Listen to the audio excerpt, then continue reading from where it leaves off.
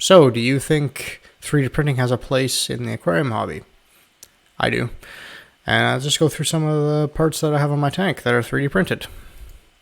So, in the most recent video with the QMaven 2 on Devin's channel, you may have saw that almost the entire mounting mechanism for the QMaven that I'm using now is 3D printed. So this is just a 3D model of the main one, the clips for the ends, and the wall mount, which translates to this with wire tie Velcro, just because they were easy to adjust and I trusted them more than using the ABS zip ties or something else. Yeah, they turned out pretty good. I'm happy with it, but I'm sure someone else will have a better idea. I just didn't want to mount it from the ceiling, mostly because it's way easier to patch holes in the wall than it is to patch holes in a ceiling. So I also started moving my frag rack around, and I thought it'd be great to hang them from my overflows. So this is just a quick thing I drew up. It's only like 4 millimeters thick, so it'll fit between the cuts on your typical overflow, and it hangs, I don't know, 6 to 8 inches below into the tank, so the coral are low enough that they're still getting adequate light and flow, that kind of thing. And that's what it looked like when I installed in the tank this morning when the lights were still coming on, and after I moved all of my coral to it, and then after the lights had made it on for the day. And in this picture here, you can see these two flow guides on the end of my lock line. Those are also 3D printed, but if you just search lock line flow guides or anything like that on Thingiverse, you'll get them come up. People have quite a few variations of them now.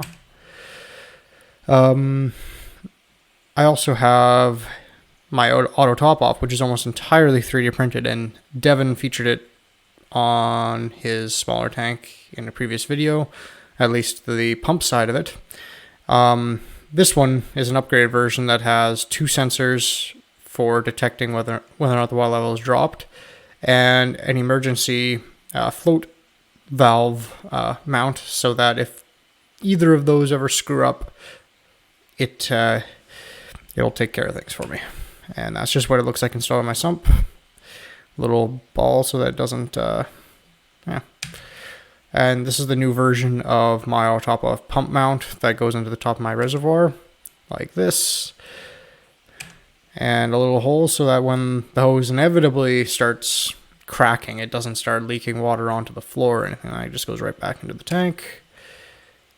Also in Devin's video, he pointed out my my auto feeder, which is just a generic feeder off Amazon that I modeled this quickly, designed to work with my tank and the weird return line I have. We'll get to that in a minute.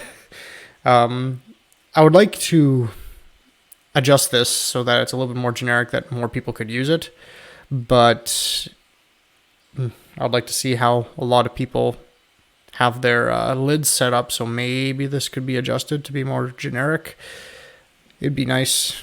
I think a lot of people would like it, but let me know if you want to see any of these improved, or that you want to see them improved in a way that could be used for your tank if you have access to a printer.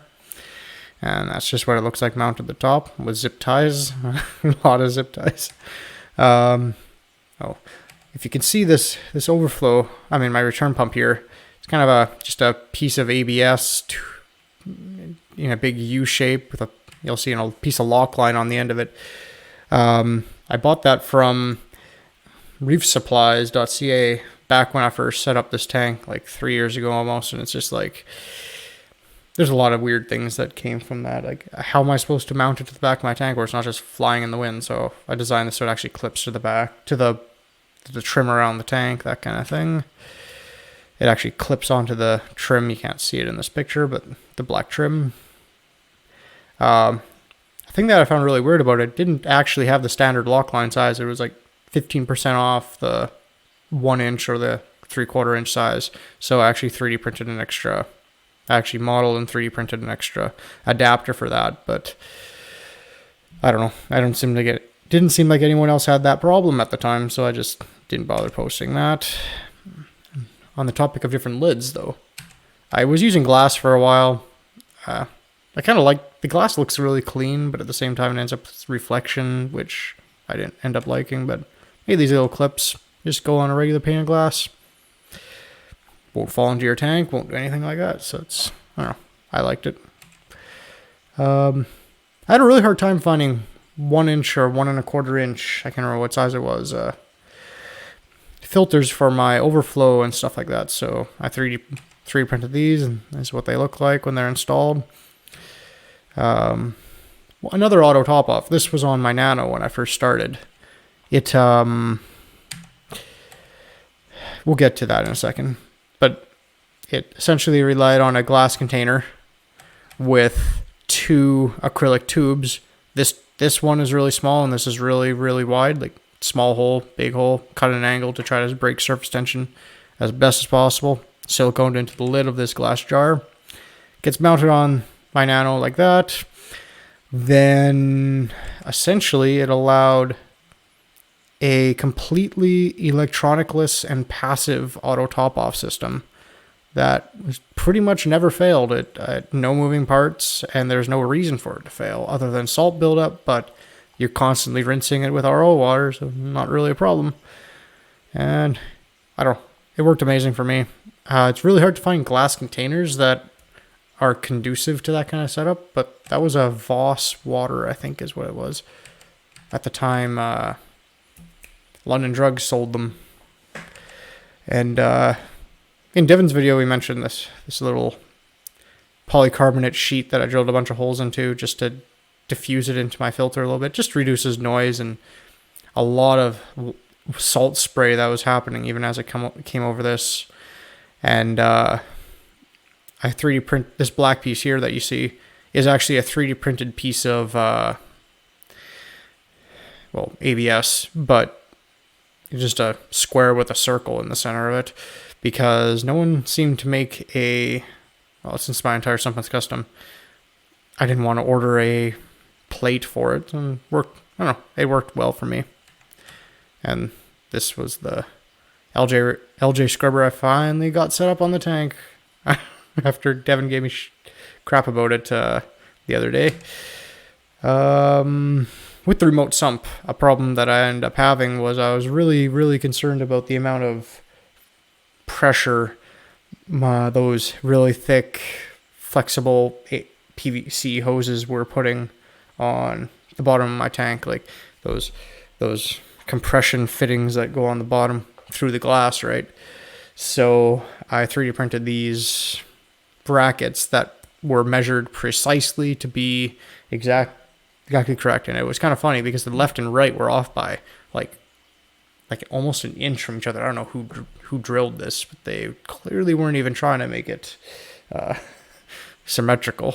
But on the topic of the Nano, I put a AC pump into that at the time that I got for pretty cheap, but it was way more flow than I needed. But the problem was the filter that it came with on the intake just was way too big. So I 3D printed this. It just slid into a slot on the front.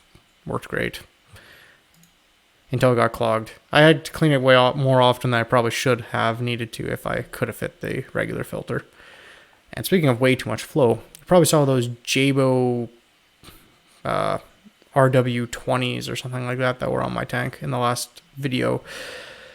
They were way too much flow to the tank, so I actually 3D printed these flow restrictors that would take it from like a 10 to like a 3 on level 1. Those things were way too powerful with the tank. They were like 100 watts, just way overkill, but this made it usable.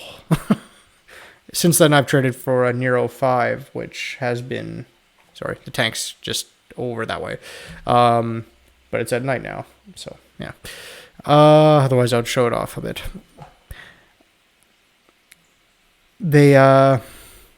Otherwise they were fine pumps. They're just way too small of a tank. It would literally throw water out of my tank if I had it on like 2 or 3. So yeah. So I would really like to take some of these designs, one of them, if anyone likes the idea, and make it a little bit more generic so that a lot of people have access to it. So comment, subscribe, tell me what you'd like me to improve on. Thanks. Have a great day.